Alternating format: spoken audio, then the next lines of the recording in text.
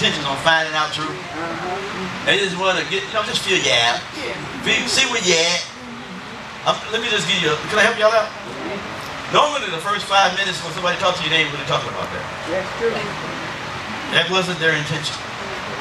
You have to wait till the dust settles. Yeah. And if you really want to find out what a person called you for, you have to wait towards the end. You ever get those persons that always say, by the way. Yeah. Yeah, they were filling you out. Trying to see if I could tell them what I secretly want to say. Yeah. I got to feel out, see if they can carry what I'm about to share. Shit. That went over well, didn't it? Now everybody gonna just when they call, they're gonna be like, okay, Pastor, this is it. This is what I mean. Out the door. I don't want you to come out like a gazelle. Hey man, take it easy with me, especially if you call too early. Amen. Yeah. You get me towards midday, I'm good. Get me early, it's suspicious. But anyway, the word. Yeah, I'm all right. So the word continue. It means, it's meno, M-N-O. It means to abide. To what? Abide.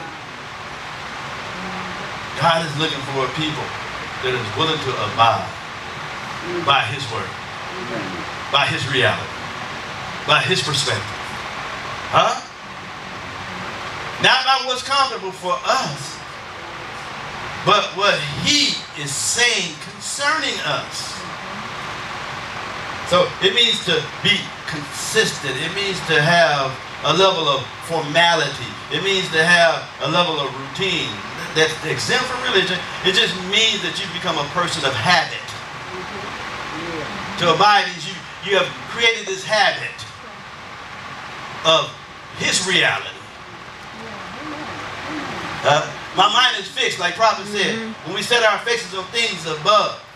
Remember she was talking about Colossians 3 and 1, and setting our faces on things above don't mean that I'm looking to the next life.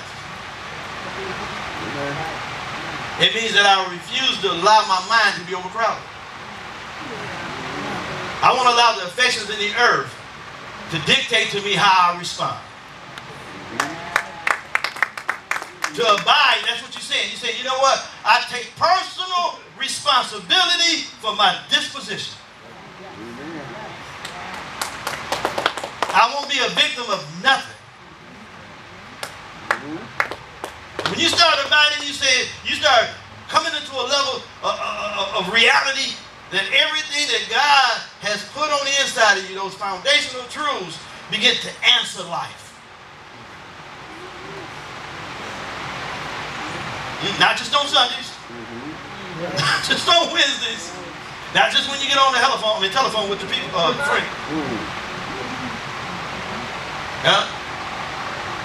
So we like gospel groupies. We like to get around people that think like us. I'm not talking about, and I'm not negating it because it's good. Iron sharpens iron.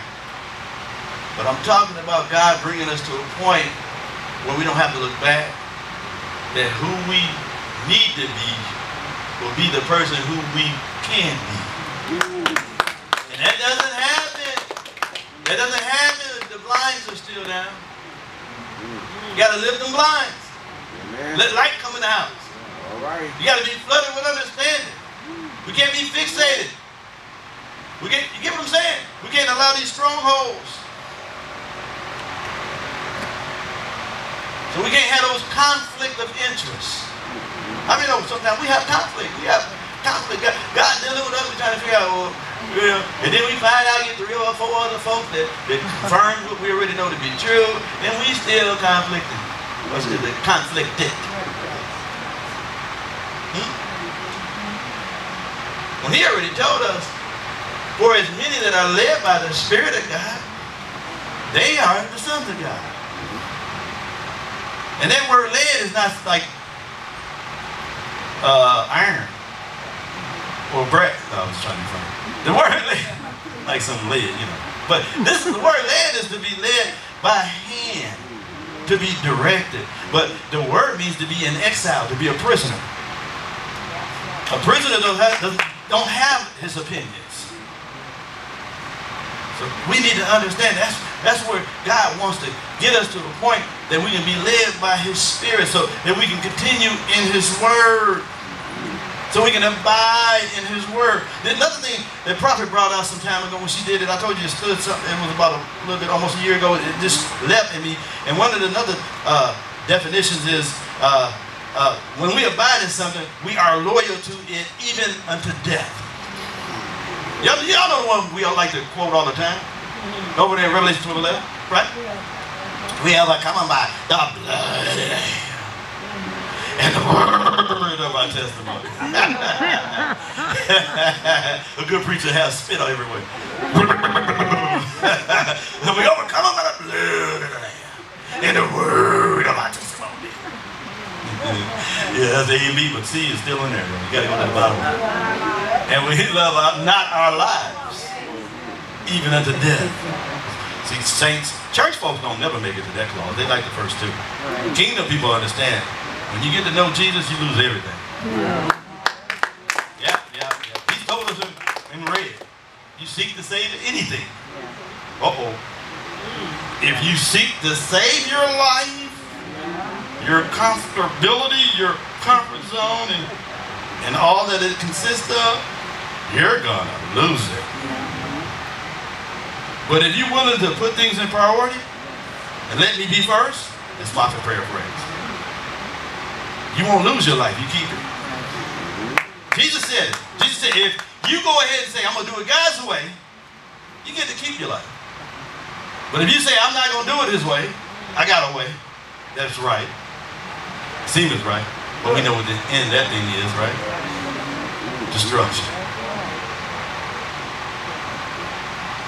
So when you're talking about abiding in Him and continuing His Word and becoming a disciple, a disciplined person, submitted to His perspective and seeing it from His perspective and getting His mind on issues and allowing yourself to focus on Him, and you, like the psalmist said, I said the Lord at my right hand, I should not be moved in Psalm 16. So you start making up your mind and say, well, okay, what happened? But you have to be loyal unto death. So it's a risk. Most folks don't want to die. In the kingdom, you die. He told me a long time ago. It was funny. He said, it's not enough room for both of us. He told me that. You get that, Brian? He told me. It ain't enough room for both of us. How long ago was that, Apostle?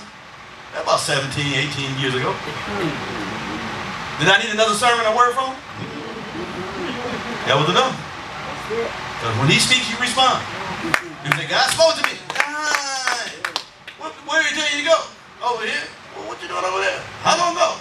8 years ago. What? That wasn't Him. Whatever He speaks to, reacts to Him. Yeah, Genesis 1. He spoke, things moved. Am I right? He said, let there be, let there be, let there be, let there be. Things started. Did darkness stay? Oh, see, y'all don't want to answer it because you know. Don't look at yourself. Let's look at the word. Did darkness stay? No, it left. So when He speaks to you, you go in the direction of that wisdom. You cannot tell me He spoke to you. He can speak to us in dreams and visions. And if He spoke to you, trust me.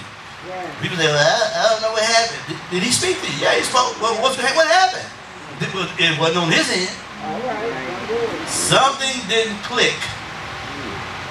Or you counted the cost. And said, that's too much. I hear you for another time. Like King Agrippa. Remember, Paul went up to King Agrippa and he told him, he said, King Agrippa said, you know what, I believe what you're saying, dude. And my Moffett prayer phrase. He said, I believe what you're saying, but you know what? I almost got on board.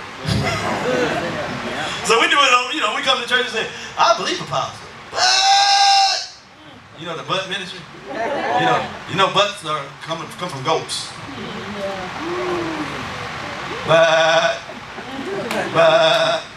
But Apostle, you don't understand. But Apostle, it's hard. But it ain't my time. But you don't know what I'm going to go through. But ministry. Someone's got a but ministry. It's a conjunction. Yes. It's not even an exclamation point. And it's definitely not the end of the sentence. It ain't supposed to be over. I'm stopping right there. But we got to get to a point. Next week we're going to talk about, we're going to dissect the word abide. And we're going to get finished. I'm on page 4 now. I got 2 more pages. So we're going to talk about it. We're going to bring it home. Because I believe that our life should be what God intended for it to be. Amen. It don't have to be big this and big that. It don't have to be more of this, more of that. But it should be better. He came that we have a better life. Like Apostle Griffin told us some time ago. Nevertheless, always the more. That's where I'm at. Nevertheless, if you redefine your life, make the adjustments, sold out to God, become radical, get rooted so that you can flourish. He said, those that be planted in my courts, planted in the house, shall flourish in the courts. You get planted, you flourish. If you're not planted, you ain't flourishing. You may be a thief or a robber. He said, if you come up another way.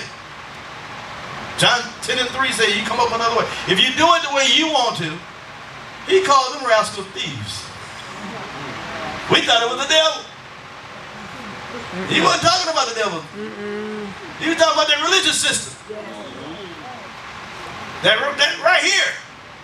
It's a thief and a robber. It stole our time. That's why we got to walk in wisdom, redeeming the time, because the enemy wants to steal from us. So when we hold on to offense and we go through where we can't fit in and we feel like we're got the spirit of Cain, vagabonds, and we can't click with everybody, it's too many this, too many that. And so all the logic that goes on in our head is a thief.